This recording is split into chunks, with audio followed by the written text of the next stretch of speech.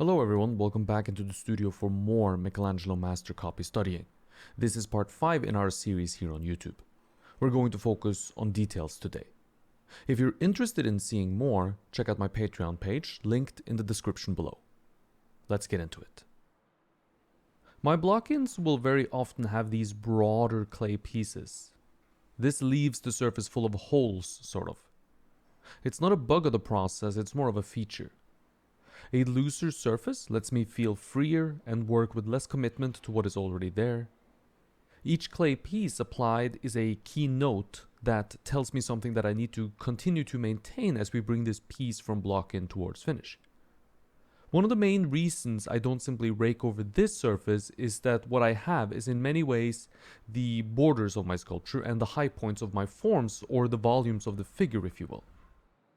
You could stop at any point during this process for your desired finished effect, your desired surface. I could stop with all the holes and let the loose application be there, and it would still be right, or look a certain way, I suppose. But I'm going to take this sculpture all the way to a smooth finish, however, and show you how I do it. It's more of my taste, if you will. Hands and more detailed areas in this scale is going to be very hard to sculpt. Not impossible by any stretch of the imagination, but really hard and extremely time consuming depending on the level of detail that you're after.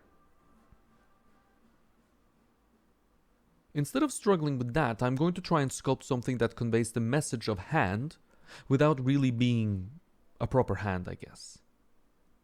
I think of it as simplification that is going to work well in this scale without needing to take out a needle tool or something like that and sculpt fingernails super carefully. Which usually bores me anyways, to be honest, so I try to avoid too intense detailed work. I'm going to bounce around a bit between areas and techniques in this video, so bear with me. This is a more natural way for me to sculpt when I sculpt.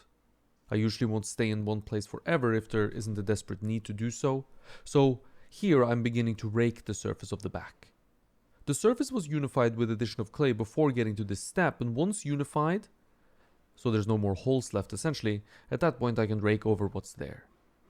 The key here is to rake across the form and to rake very lightly, trying not to take the peaks off the forms and reduce the volumes you've established, as this would simply flatten the piece out, which we'd like to avoid, of course. The goal here is not so much form-based, or perhaps even drawing-based, but what I'm trying to accomplish is to unify the surface so it reads as one surface with a similar texture everywhere. It's also a technique that does suit the end goal here, though it's not the only way to get there for sure. Some people are going to really like this raked texture, and you can leave this texture on the figure if that's something that you prefer.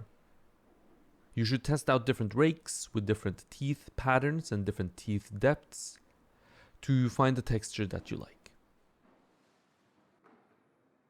We're back to detailing the hand a bit here. As I said, I'm jumping a bit all over the place. It isn't really detailing, of course, it's just establishing the hand a bit more, but it's so small it might as well be details, really. We can use values here to our advantage. By breaking angles at the knuckles, we can create different values for different parts of the hands, of the hand, which signifies bones and joints.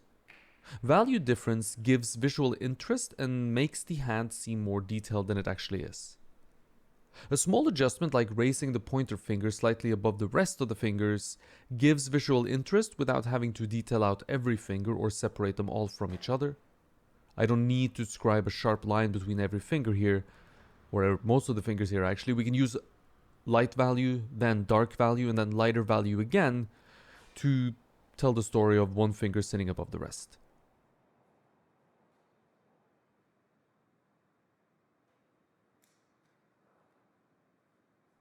Simplification is the name of the game, and it's going to work much better if we do simplify a little bit.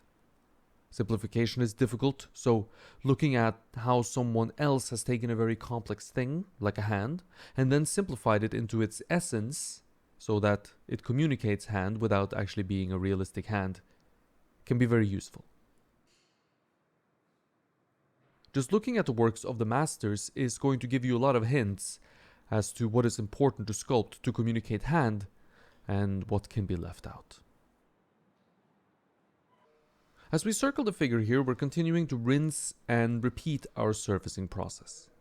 The legs here are full of holes and rough clay application, and we fill those in before we rake over that unified surface.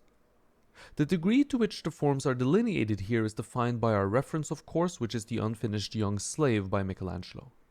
It's tough to say if he was planning to change up the anatomy here and create a more muscular and defined figure. We'll never know, and since we can't know, I've decided to let what is there guide my hand in terms of what I show of the anatomy.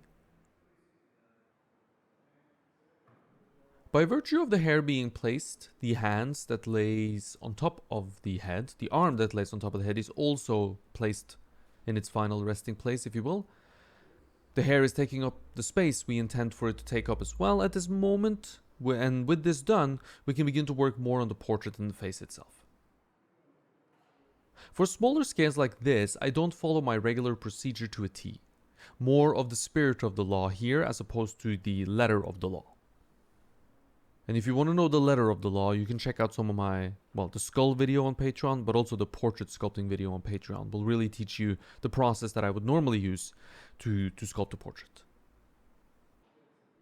Since we have a fuller volumetric head up there as opposed to my regular more pancake thin heads, we're going to have to start with some carving. I start by creating depth to the portrait, which is normally something that's very hard to do.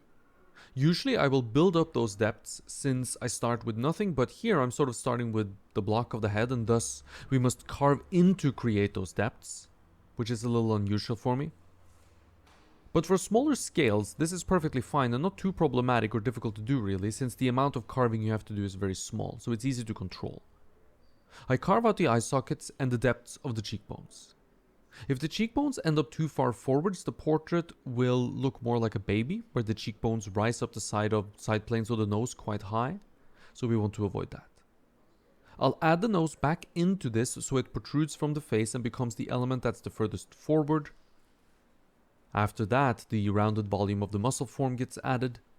The muscle form is of course the mouth, but it sort of includes, upper lip, lower lip, and chin, and it protrudes quite a bit while the corners of the mouth sit back in depth. So this form, in other words, needs to be quite round, almost like a semicircle. Having this not be round and without depth makes it look flat and sort of ruins the portrait. Makes it look like somebody squished your mouth completely flat, in a way. It's tough to describe how bad this looks, but trust me, it looks terrible. I'll break the muscle form down into an upward facing plane and a downward facing plane, and this gives me the illusion of a mouth without the need to go in there and sculpt lips, for example. When viewed from above, the cheekbones turn and become rather flat at the front of the face, while the brow ridge, when viewed from above, is at a more consistent and slow angle heading back in space. The brow ridge also protrudes further forward than the cheekbones, which is an important thing to capture. This is particularly important for a portrait where the head is looking up or down, where these kinds of things become very visible to the viewer from the regular views that they're going to take looking at the sculpture. With some width to the cheekbones established, I will connect them to the jaw and to the eye sockets, and this creates the frame of the face, if you will. The frame of the face are made up of bones and thus needs to be symmetrical on either side of the skull. Bones don't move in relationship to each other if they're part of the same bony mass, of course. If the head tilts, one side moves up and the other side has to move down. And they have to move in unison, leaving us with a symmetrical skull no matter the position of the head. I will say that sometimes the jaw can be a little bit asymmetrical in relationship to everything else because the jaw, of course, hinges. There's a joint there. So be aware of that. Fleshy parts or features not made of bones, like the mouth, the nose, the ears, the eyes, these can be asymmetrical from time to time. You'll see, for example, a lot of people with crooked noses, of course, or ears that are different sizes or protrude from the head at different angles. And you see a lot of people with subtle height difference in the eye, one eye being placed slightly higher than the other inside the eye sockets. This is not rare. Rarely do you see people with cheekbones that are completely asymmetrical, however, so bear that in mind. In order to control symmetry, a center line running through the center of the portrait is vital. The center line should be the center of the skull no matter the position of your head, So in other words, if the head is tilted, the center line tilts as well. It's not a plumb line, it's a center line running through the center of the skull. Thank you for watching until the end of the video. I hope you learned a thing or two in this video that you can take with you into your own practice. If you want to learn more, see longer videos, or perhaps get feedback on your own work, check out my Patreon page. There's a link in the description below this video. Thank you for watching, and until next time, stay creative.